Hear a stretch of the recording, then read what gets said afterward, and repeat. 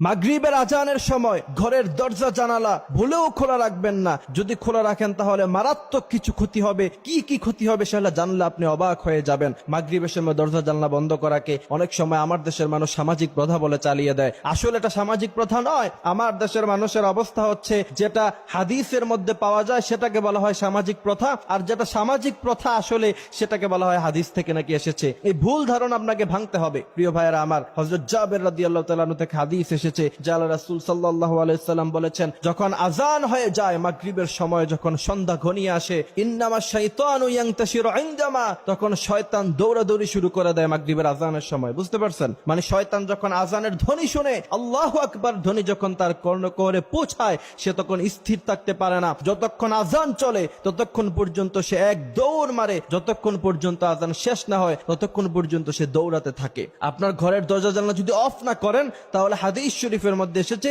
শয়তান আপনার ঘরের মধ্যে ঢুকে যেতে পারে। এখন আপনি বলবেন যে হুজুর, দরজা জানলা বন্ধ করলে কি শয়তান ঢুকতে পারবে না? না, রাসূল করিম সাল্লাল্লাহু আলাইহি সাল্লাম হাদিস শরীফের মধ্যে বলেছেন যে ঘরের দরজার যে লক আছে, সে লক যদি আপনি লাগিয়ে দেন, তাহলে আল্লাহ সুবহানাহু ওয়া তাআলা শয়তানের ঘরে ঢোকার যে ক্ষমতা, সেই ক্ষমতা আল্লাহ সুবহানাহু ওয়া তাআলা তার থেকে তখন ছিনিয়ে নেয়, সে তখন আর ঘরে ঢুকতে পারে না। এটা স্পষ্ট কথা। এই জন্য যখন আযান হয়ে যাবে তখন অবশ্যই আমরা ঘরের দরজা জানলাগুলি সাথে সাথে বন্ধ করে নিব। সেক্ষেত্রে রাসূল বলেছেন, যখন তোমরা মাগরিবের নামাজ পড়ে ফেলবা, জিকির আজকার গুলি করবা, তখন আবার চাইলে তোমরা দরজা খুলতে পারো, সেক্ষেত্রে কোনো সমস্যা নাই। তবে আযানের সময় যাতে দরজা জানলা যাতে খোলা না থাকে, সে ব্যাপারে আমরা কেয়ারফুল থাকবো। দ্বিতীয় নাম্বার কথা হলো, ওই সময় আপনি যদি বাচ্চাদেরকে বাইরে রাখেন, তাহলে হাদিস শরীফের মধ্যে এসেছে বাচ্চার অনেক ক্ষতি হয়ে যেতে পারে। বাচ্চাকে দুষ্ট জিন তখন আক্রমণ করতে পারে, কারণ যখন অন্ধকার পৃথিবীর মধ্যে ছেয়ে আসে, তখন জিনেরা চলাচল শুরু করে দেয়। এবং জিনেদের মধ্যে থেকে দুটি পার্ট আছে, কিছু খারাপ জিন, কিছু ভালো জিন। খারাপ জিন যারা, তারা অনেক সময় মানুষদেরকে সামনে পেলে তাদের ক্রোধ নিবারণের জন্য মানুষের উপর তারা আক্রমণ করে বসে।